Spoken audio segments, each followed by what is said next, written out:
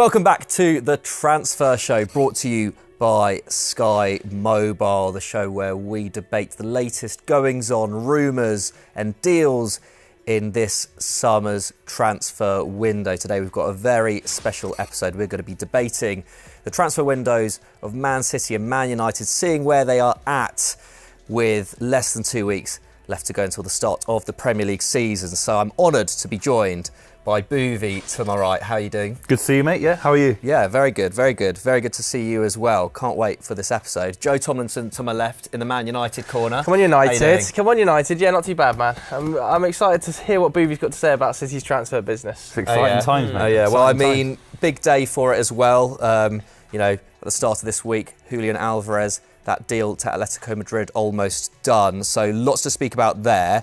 But let's get straight into it. We're going to have a bit of a debate split into three sections: signings, sales, and targets that the two clubs are still looking at. So let's start with signings. Boovy, not been a particularly active window for Man City in this regard. Savio, the only player through the door as we're recording this. Does that worry you going into the season, or are you happy with how settled this City squad seems to be? It's worrying if De Bruyne leaves, if Ederson leaves, and if anyone else leaves. Obviously, we're talking about Alvarez potentially later in the video as well, who's been a mainstay in the City side, played 100 games for the club, scored big goals in the Champions League and the Club World Cup and the Premier League title running. So if we lose players and then don't replace them with the quality that we're expecting, that have to be higher than the likes of Kovacic, Mateus Nunes as well, then it is a little bit worrying. But you have to back the City executives, because the deals that City have done in the last 3 to 4 years have been basically, superb. Yeah, fair enough. And Savio coming off that impressive season at Girona last year. I think it was 9 goals and 10 assists for them as they got Champions League football. How do you see him fitting into this City side? It's hard because I think he will get a lot more game time than people give him credit for. I think Oscar Bob's got a huge future this season as well. If Alvarez leaves and we don't sign a striker, obviously there's not many strikers in world football you can sign that are kind of world class. We're in a different era of football. There's a world where Savinho plays a lot of football, Oscar Bob and Jeremy Doku all play a lot of football this season. But I like his versatility. He came out sort of recently and said that Riyad Mahrez was a big player that he kind of sees as an icon and kind of wants to mimic his game. If he's anywhere near that level, then obviously City have pulled off a major signing. Yeah, interesting. It does feel like that left wing and right wing position are quite interchangeable, aren't they, at City this season as they were last season. Joe, let's come to you for Man United's business, because started the window really strongly with that signing of Xerxes, I think completed during the Euros, and then Lenny Yoro more recently. Of course, Lenny Yoro out for 3 months now after picking up that injury against Arsenal pre-season. Can't buy it. Yeah, I mean, what do you make of those two signings as it stands now? Xerxes still yet to fully link up with the full squad as well before they come back from pre-season. Yeah, well, I think they're all together now as a group at Carrington, aren't they? I think the Xerxes signing is very interesting because he's obviously a very different style of striker to Rasmus Højlund, who took a little bit of time to find his feet, but slowly but surely looked a little bit more like a Manchester United player towards the back end of the last season. I think Xerxes is a very different style of striker. What we've seen from Manchester United in pre-season following the Højlund injury and without having Xerxes there is the use of Jadon Sancho as a false nine. And what that kind of tells me is that Erik ten Hag is planning to use Xerxes quite early, because that is sort of his game. Xerxes wants to drop in between the lines. He wants to bring other players into the game, pick the ball up deeper, drive past players. That's exactly what we saw at Bologna. And I think that will definitely benefit a lot of Manchester United's forwards. You think of when Rashford and Garnacho were at their best, let's say the FA Cup final, when they were almost like split forwards, running in behind with somebody dropping into that false nine position to bring them into play. I think that's where Xerxes could really perform for Manchester United. So I'm very excited to see him. Lenny Yoro is such a shame that he's picked up that injury. I think there was probably going to be quite a lot of reliance on him, and it has certainly weakened Manchester United's bargaining position for other centre-backs like Matthias de Ligt. I think when you've got a player like Lenny Yoro through the door early, you're in an extremely strong position. If you go to Bayern Munich, who also potentially need to sell to bring Jonathan Tah in, and you say, we want de Ligt, but we've already got one centre-back in, so it's not a panic. Now with Yoro's injury, Bayern Munich can look at that deal and go, okay, well, Lenny Yoro's out for 3 months, it becomes more pressing importance that a player like De Ligt comes through the door. I think Yoro's one for the future, isn't he? You know, highly coveted, highly thought of. When teams like Real Madrid are extremely interested in him, Liverpool very interested in him, it was a bit of a coup for Manchester United. It might be a bit of overpay, but it was a coup. Certainly, yeah, a very high demand player this summer. So I guess the question is, there's not been a huge amount of completed deals in terms of incomings for both clubs, but who do you think is in the stronger position compared to where they were last season, Man United or Man City? I'll kind of open the floor here. I feel like it's a bit of a tough question. I think they've both got weaker. Honestly, I think both first team squads as we sit here today have arguably got weaker. I think with Manchester United, the exit of Rafa Varane, replacement of Lenny Yoro. Rafa Varane was an established first team name for Manchester United. When he was fit and firing, he was a key member of that first team squad. Well, even last season in moments, you know, when you think of United at their best, the season before certainly, his partnership with Lisandro Martinez was vital for Manchester United and any success Erik ten Hag had. I think that arguably City might have got a bit worse as well when you think of taking Julian Alvarez out of the squad. We have, yeah. I think you're being critical of Man United. I think you're obviously Martinez feels like it's like that trope, you know, you've got a new signing when he comes back from injury. Yeah, it's true. Yoro is in there, as you said correctly, you know, 5-year deal, I think it is, you know, long-term deal injured, for him. He's injured. But I'm saying long-term the squad. Yeah, long-term, he's injured for 3 agree. months, fine. He's back in October. If you've got him for 80% of the season, that's still fantastic business. And Xerxes as well, fantastic player. So you're definitely stronger than where you were last season. But where were you last season? It's the classic thing. How do we view Manchester United? Are they a club that kind of a Europa League club, Champions League club, borderline club? Or are they trying to win the Premier League next season? If they're trying to win the Premier League, they're nowhere near it yet again. I think United have definitely got more business to come. I think that is for certain. I would be surprised if that right-back situation isn't addressed with Wan-Bissaka entering the final year of his contract. Looks like Mazraoui is going to be the guy they go for. Could end up seeing that De Ligt eventually getting done, and clearly they want a midfielder. My worry for City would be a little bit more like, are they resting on their laurels a little bit? I wasn't massively impressed by their business last summer. I think it was a rare sort of summer of what's going on behind the scenes here, didn't quite get that right. And I look, this summer, I really like the Savio deal, certainly, but the reports potentially are that they're not going to go in for a replacement straight away for Julian Alvarez. If that's the case, that would really surprise me. Erling Haaland's injury record, despite the fact in his debut season for City it was really strong, career-wide has been a little bit spotty. If he misses 20 games next season, who plays up front? Well, we've got the genius of Pep Guardiola. That's why he's the most coveted manager in the world. Is you don't need a second striker. And the issue with Alvarez, and I think a big part of his move to Spain is he wasn't starting many games. A lot of the goals that he scored for City were coming off the bench. Massive contributions nonetheless. But I think there's a world where Oscar Bob can play in that false nine position. I think Phil Foden can play in that false nine position. Whether they want to or not is a debate, of course. But I think Haaland, look, he missed 2 months last season. He's still, in the last 2 years, played a lot of football for City, scored a lot of goals, approaching 100 goals for City. By the end of next season, he'll probably hit that target as well. So I don't think it's the end of the world. I think if Alvarez was a different kind of striker, and we just got over the line because Alvarez was an Ivan Toney-like striker, more physical, then it's different. But Alvarez was so similar to Haaland. I don't know if you're necessarily missing him in the composition of the squad. I think the difficulty with City as well, isn't it? The squad is so good. Like everybody is like such a phenomenon that trying to sign a player to fit into that squad and improve it is basically impossible. And if you want to sign a player for the first team to improve it, the cost is just like exponentially huge.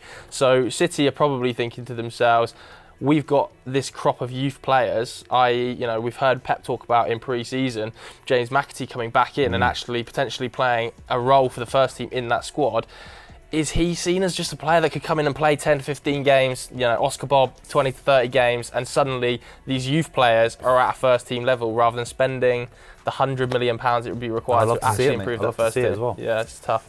Yeah, interesting. Let's get on to sales then, because you mentioned Rafa Varane leaving United. A departure that seems to make quite a lot of sense at the time. Obviously, post Lenny Yoro injury has left United it makes sense, short. Man. It did make sense. It did, right? But now United do they are a bit short in that department if they can't get a centre back in.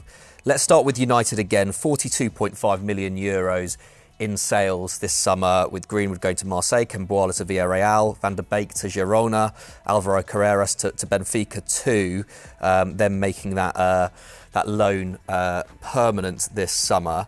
Obviously, Wan-Bissaka to West Ham is in negotiation at the moment. Club's yet to agree a fee. McTominay could be on his way out as well if Fulham were to meet Man United's valuation.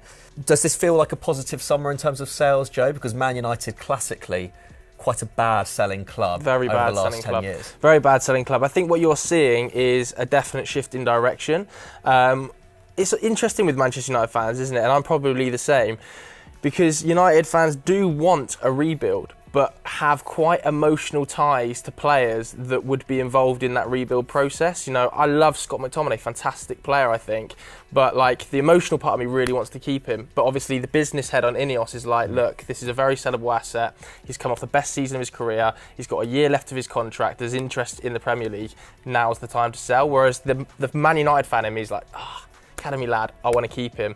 Ineos are just going to be more brutal with those decisions, and I think you've seen that with players like Rafa Varane, who had an optional extra year to extend his contract, but Ineos went, well, he's on big wages here, we can look to move him on now while we've got the opportunity, rather than extending it. I think 18 months ago you would have seen Manchester United extend that contract. Martial's also left the club as well. There's been some quite brutal decisions. I think United probably still have to shift a couple of players out, and I wouldn't be surprised if McTominay and Wan-Bissaka both leave the club. Casemiro, surely.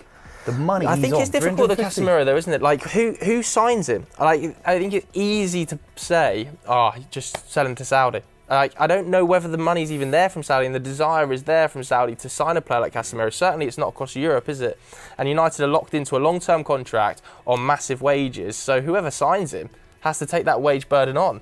It's a big amount of money to front up for a 31-year-old who is coming off the back of a poor season. I think if he was being sold off the back of his first season, when he was electric, really, for Manchester United, people would be saying, I'll take the risk, I'll pick him up. But now, it's a risk. I think Casemiro will end up staying. Yeah, it's a tough one, isn't it? I think it's an interesting point you raised about Saudi. It's almost like, a year or two into the Saudi Pro League project, a lot of those squads are a little bit more filled out. There's maybe just less demand for an ageing star like Casemiro. Let's get on to Man City, Boovy, because, Alvarez news, fairly fresh. I mean, including the obligation to buy 25 million euros that Dortmund will pay for Jan Couto for that loan deal. City already had 66 million euros in the bank from sales this summer.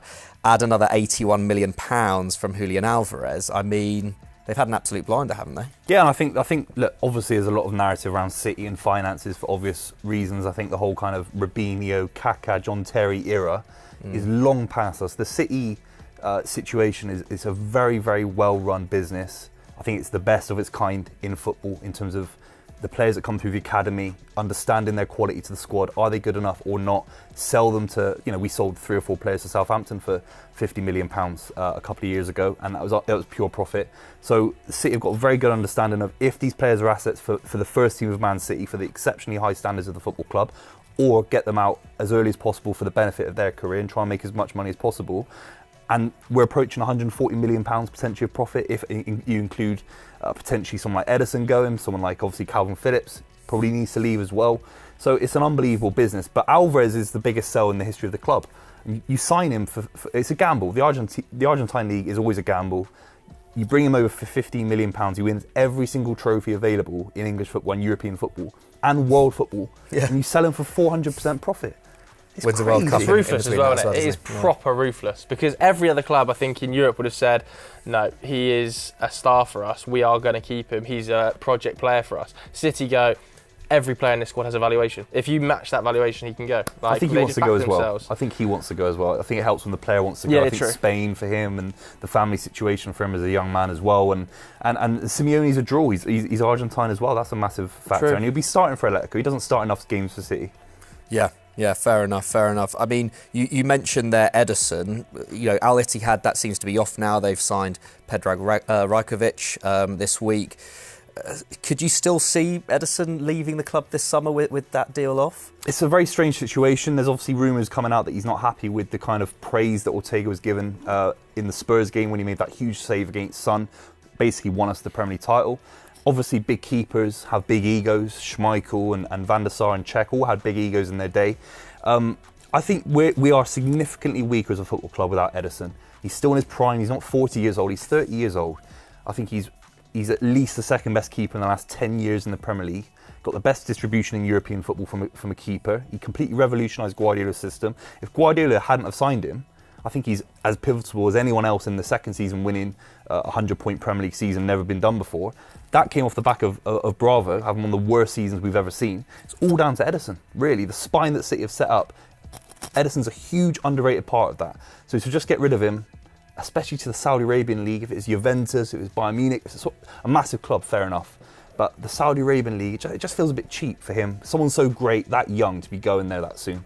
Yeah, absolutely. And I guess there's been, some question marks over his shot stopping over the last couple of years, but as echoed by Pep's words, I think he's still very much a key member of that spine, isn't he?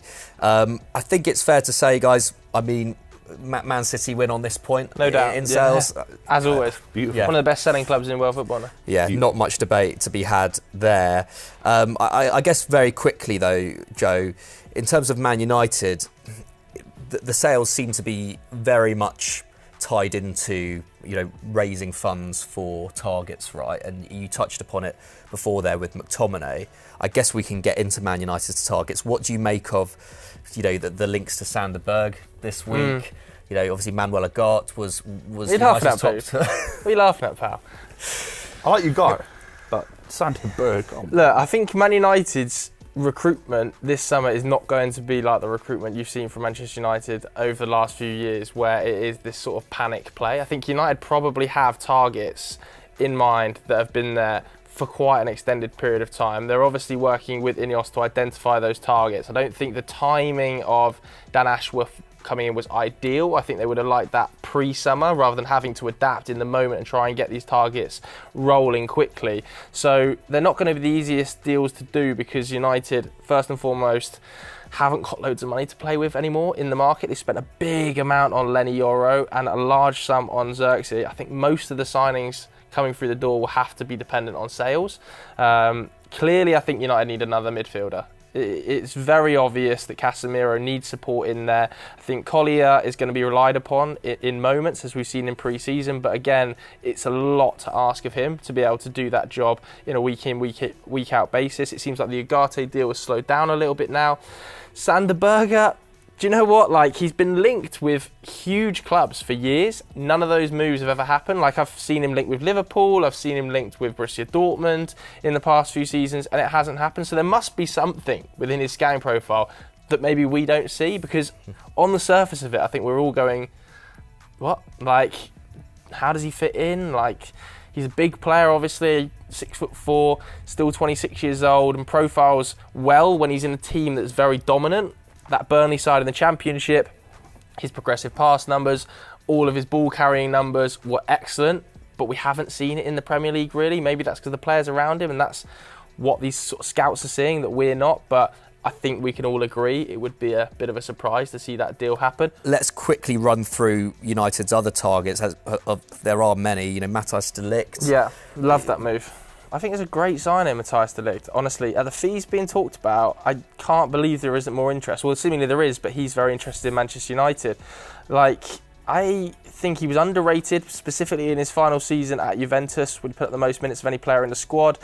At Bayern Munich, there's literally 60,000 Bayern Munich fans that have signed a petition for him not to be sold. I understand that, that might sort of split opinion, but nevertheless, these things play a factor in my mind that, yes, he's not the perfect player and he has flaws to his game, but at 35, 40 million quid, when you've seen some of the other centre-backs that have moved for 40 million pounds in the most recent history of centre-back transfers, I think that feels like an absolute bargain, man. Yeah, absolutely. I mean, Max Kilman moving to West Ham for around that money, was it this summer? And a very highly rated English centre-back, but hasn't had the career of Matthijs de Ligt so far. I mean, let's quickly touch on Nusayr Mazraoui. This is a deal that seems to be kind of hinge on, whether Wan-Bissaka goes to West Ham. We saw a bid rejected by Bayern Munich for both de Ligt and Mazraoui last week. They both share an agent who supposedly was a bit bemused by them rejecting that deal. They have five-year contract kind of on the table with United. Do you see Mazraoui as a significant upgrade on Wan-Bissaka with this deal to occur? It's difficult, isn't it? Because I understand the Wan-Bissaka sale. He's got a year left on his contract, and I don't think he fits how Erik ten Hag wants to play. There's definitely a fantastic player in there, and I have no doubt that if Wan-Bissaka goes to West Ham, he's going to be a standout defender in the league. His 1v1 ability is very hard to top, but when you get to the really high level, the defensive ability almost starts to get usurped by what you can offer, either in an attacking sense or either an inverted sense. You know, you've seen Man City fullbacks or Arsenal fullbacks, Liverpool fullbacks. Really what we talk about at their best is their on-the-ball ability. And certainly that's something Mazraoui can offer. You know, what we see at Bayern Munich or we saw at Ajax, when he inverts into midfield, he's excellent on the ball. I've got pretty big concerns about his injury record. It's not been great at either club. His 1v1 ability isn't the best, but it feels like he's being brought in as a backup to Dalot, in my opinion. I think Dalot was Man United's player of the season last year. Mazraoui coming in as a different option, can also play as a left-back if you absolutely need it, which is probably going to be vital given Malacia still not back and Shaw's injury record is pretty patchy. I think for the fee, was it 10 million, 15 million pounds, and Wan-Bissaka going for 15 million pounds, it's probably good for Erik ten Hag overall. Yeah, fair enough. Sorry, Booth, we've been quite quiet on Man City. There's been so many targets for United coming up, and it feels like there's still a lot of business to do there. Man City, meanwhile, again, it seems to be a bit quiet. Maybe we will see a few more links in the wake of that Alvarez deal with all that, all that profit freed up for City. I mean, we saw, City get pushed back by Newcastle on Bruno Guimaraes earlier in the summer. Do you feel like City should potentially go back in for him, or is there an area of the squad that you particularly think needs work? I think Bruno or Paqueta, if we can go in back for one of those two, and maybe get Núñez into Saudi Arabia deal, has been rumoured. Ultimately, City have won 4 league titles in a row, won a treble last season. I don't think the squad needs too much done to it. We've still got a very young set of centre-backs and defenders. Kyle Walker maybe need a right back here or there, but I'd rather keep Kevin De Bruyne for another season. I think it'd be a bit of a slight softening of his legacy if he was to leave this summer, based on being substituted early against Arsenal, against Liverpool, maybe not influencing the big games at the back end of last season. He doesn't have to prove anything to me, of course not, but it'd be a shame for him to, leave early. So I think keeping him, keeping Ederson, and just go again next season and show why Pep's that, as a City fan, I'm lucky. We don't need to splash loads of money. Got a great side, well-coached side. I don't want us to be spending too much of that money, really. I guess the counterpoint to that, though, is that Arsenal seems to have had a very positive summer. The Calafiori deal, Mikel Merino, if they were to add another attacker, say a backup to Saka or a more conventional centre-forward, would that, does that worry you, given how close it came in the title race last year? City have got nothing to lose, because City are going for five in a row. City have got exceptionally high standards, got the best striker in the world, got the best centre-back in the world in Ruben Diaz, one of the best keepers. Rodri's the best midfielder. I think Rodri's the best total footballer in the world based on his position where he plays. He should be winning the Ballon d'Or. So Arsenal got everything to improve on. They've signed a 6'4" centre-back who plays left-back. And let's be completely real. A lot of players that come from the Italian league don't hit it off in the Premier League. So let's not, just because Calafiori had a decent campaign with Italy, by the way. It wasn't a big campaign for Italy. Got knocked out very early. He was decent. Is that 2 points in the Premier League title race? Does Calafiori beat Man City at the Etihad, where they couldn't do that last season? They need a big, powerful striker. They need an Alan Shearer, a Didier Drogba, an Aguero. They still haven't got that. Are you really frightened of playing Arsenal? You're frightened of attacking them. They've got great defenders and they've got great midfield, but still they need that powerful striker to win them the Premier League title. Some of the disrespect to Arsenal there, Boots, was crazy. I think that they really caught you up last season. Some of the football, particularly off the ball, that defensive unit was monstrous last season. It's one of the best defensive units I can remember across the last decade of Premier League football, to be honest with you. Adding another player in there, adding another midfielder. I agree that potentially in that number 9 role, De Jesus and Havertz score enough goals, but I think last season was the record amount of goals Arsenal scored in a Premier League campaign. They definitely improved, and that was without Martinelli at his flying best. I think if Martinelli can get back to the levels we saw of the season before last, I think that maybe getting a bit overconfident there, Booze. The business has been good and they are a seriously talented team. But it's not a big claim either, because all the big sides need a big, powerful number 9. We can debate maybe not a 6'4" Haaland, it can be anyone. Ian Wright in the late 80s, 90s with Arsenal. All these great strikers play for great clubs. Andy Cole at Man United. Liverpool did it though with Firmino up front against you. I'm still not afraid. Honestly, I'm still not afraid of playing Arsenal. If we played them tomorrow, I'm still not afraid of them attacking us. Obviously, they've got an incredible defensive unit, and what you've said about their defensive unit is spot on. But you have to go and take the Premier League title away from Man City. Man City have got nothing to prove in the Premier League title race. 4 in a row, never been done before. 100-point seasons, everything's been achieved by the club. Arsenal, if I was an Arsenal fan, I'd expect to deserve a little bit more in terms of having a world-class number 9 that you can hang your hat on. Havertz is certainly not that. Do you feel like then that the pressure that Arsenal are under still is a bigger factor than their... Yeah, of course it is. Arsenal won a league title in 20 years. It's huge. Like Liverpool didn't win it for 30 years. That was a massive amount of pressure around their necks. And Arsenal, I still haven't seen enough from Arsenal for them to... Are they going to go to the Etihad and beat us 2 or 3-0 and put a big marker in the ground? I don't know yet. Havertz up front still. Yeah. Do you think they've got to do that? I don't think they've got to do that, Booze. Like they beat you at home. They took a point of view away. For me, it was just a few little sloppy errors in other games. I would not be surprised to see them put up mid-90s this season in terms of the points total. And potentially come second. I agree with you. Mid-90s and come second again.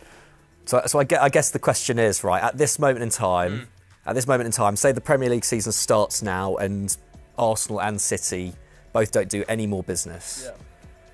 Which squad is better equipped to win the Premier League at this moment in time? I think it's still... Or who do you think would win it? Let's say that. I think equipped-wise, like the talent level at City is still the better. But I think the progression that we're seeing from Arsenal, I would side with Arsenal. I honestly think that Arsenal are on a path that means the next logical step for them is major silverware. Be that the Premier League or the Champions League, whereas City, or the League Cup. Yeah, they need to win the League Cup. City have got to go out there and defend. City have got to go out there and defend it, and they are likely to. But I just think that Arsenal's business plus that developing squad means that they'll be mid-90s. Fair. I mean, that would be very punchy, but they didn't get too far away from that last season. Boovie, I'm assuming you disagree with that. No, the pressure's on. Arsenal have to win the Premier League title. They've spent more money than City in the last few years. There are bigger clubs than City. They go on about it on social media all the time. Social media FC. They are the incumbent side in the Premier League era. They're a great side. They haven't won it in 20 years. They are building up to win it. The pressure's on them. There's no reason with the amount of money in the Premier League that City should win it 5 times in a row. You know, we obviously talked about Man United, Chelsea. All these sides are floundering. Arsenal are the one contenders. The pressure's on them to win it. But I mean, regardless of pressure, though, do you think, given like where the two squads are at this moment in time, which one would you back? If everyone stays fit and it's just a pure Man City versus Arsenal, City are miles ahead of Arsenal. Yeah. What do you think has to happen then so is it just the case of the number 9 then? If Arsenal were to sign lights out number 9, and then would you Ivan have Toney? It doesn't have to be. Like, Osman's a ridiculous name in terms of the money, and it's a strange transfer in terms of trying to get him there. I know he's linked to Chelsea and stuff like that. There's not many out there you could sign, but even just someone like Ivan Toney, someone like Ollie Watkins was linked. I know it's a big amount of money, but Arsenal. This isn't me as a City fan. It's a football fan. Arsenal, a massive club. They deserve a big striker, don't they? Surely. Yeah, I mean, Havertz. Yeah, I mean, it does certainly feel like they still need a bit of reinforcement in attack, even if they don't end up signing a number 9. You know, look at Saka's minutes over the years. Certainly needs some backup there. But okay, so you still feel pretty confident about City's chances in the title race. I think that's totally fair enough, given City's record over the last few years. Let's quickly, before we finish things off, go back to United. Given the transfer dealings that we've seen so far, and say if they were to sign 1 or 2 more of their targets, get players out the door as well, where do you think? Where do you see United finishing this season? I think at best, that as we sit here today, like without that many transfers through the door, I think at best United are looking at a top 4 spot. Like, to be honest with you, at worst? At worst, United could finish 8th. It's competitive around there, isn't it? I think we're competitive around there. Brighton, Palace. We're laughing, but Villa have had a fantastic summer. Some of the business they've done has been monstrous. I particularly like the Onana deal. Newcastle seem to have strengthened and are definitely strengthening with that Mark Gahey deal. It's one of the signings of the summer for me. Chelsea, new manager through the door. He's brought his own players in players like Kieran Dewsbury Hall. They're also going to strengthen in forward areas. Christopher Nkunku coming back to full fitness. Like there's so much pressure and competitiveness around that. United can finish 8th easily if they don't get it right. Like they can't rest on their laurels, United, because they're one of the biggest clubs in world football. It could happen. Yeah, I mean, I it agree. does feel like between 10th and 4th is incredibly competitive this season. I mean, Booth, you mentioned Crystal Palace. They've had another very decent window despite the sale of Elise. I mean, yeah, I guess there we have it. One very confident City fan, one not so confident United fan. So that ends the debate. Before we finish off, we've got for you our Sky Mobile Switch of the Week, where each of us pick our favourite completed transfer from the last 7 days. I'll start with you, Boovy. Which transfers caught your eye? I like Emil Smith-Rowe. I liked him a lot in the early years for Arteta. Arsenal, obviously a homegrown talent. As an England fan, I'm a little bit selfish. Can he progress into that kind of, top-level player that could play for England? I like footballers that kind of look like they're playing street football, that enjoy kicking the ball around and try and nutmeg people and run past people. He's got that in ability. He had a tough, maybe 24 months because of injury. At Fulham, he's going to play 35, 38 games a season. And if he can stay fit, I think he's an unbelievable talent that people don't realise. He's fundamental to Arsenal's success this season and last season because of the kind of success he brought them and how good he was. He saved Arteta's skin numerous occasions for a young Arteta in his first ever job as a manager at a senior club. So he's a fantastic talent. I'm very excited about it. Yeah, nice pick, and I think Arsenal's record sale as well. Yeah, I mean, I also wish the best for Ryan Sessegnon going back to Fulham as well. It'd be great to see them both do well at Craven Cottage. Joseph, what have you gone for? I'm probably going for João Neves, I think, to PSG. Okay, interesting. I just think they've managed to get this deal done at an amazing fee, to be honest with you. I know that on paper, 60 million euros plus 10 million euros looks massive, but we were talking about 120 million euro release clauses less than a month ago when top Premier League clubs were interested in him. We've talked about João Neves being one of the next great midfielders coming out of Portugal, and I'm genuinely interested to see how his size and stature, because he's quite a small player, translates to a European top 5 league. It'll probably look good in Liga because PSG is so dominant, and the midfield Luis Enrique has assembled there is just frighteningly good on the ball, isn't it? When you think of João Neves, you think of Vitinha and some of the other players they've got. It's incredible. I think this is a really underrated deal, and if they manage to sell Ugarte to fund it, it's kind of like, wow, PSG have really smashed that one out of the park. Yeah, fair enough. I've gone for Crysencio Somerville to West Ham for £25 million. Yeah, that West Ham forward line looks pretty stacked now, doesn't it? If you consider him on the left, where Paquetá was playing a lot of football last year, Bowen or Kudus on the right, or Kudus through the middle as well. I mean, yeah, West Ham look pretty good there. Nicholas Füllkrug as well up top, paid a lot of money for him. But yeah, that West Ham attack looks really, really stacked. 20 goals and 9 assists in the Championship last year for Leeds. And of course, still young, but he does have a bit of Premier League experience as well, Somerville. So that's a really exciting signing from my perspective. Boys, thanks so much for joining me this week. I guess enjoy the Community Shield on Saturday, wherever you'll be watching. But before we go, remember that with all the transfers going on this summer, it's never been easier to switch to Sky Mobile. All you need to do is text PACK to 65705.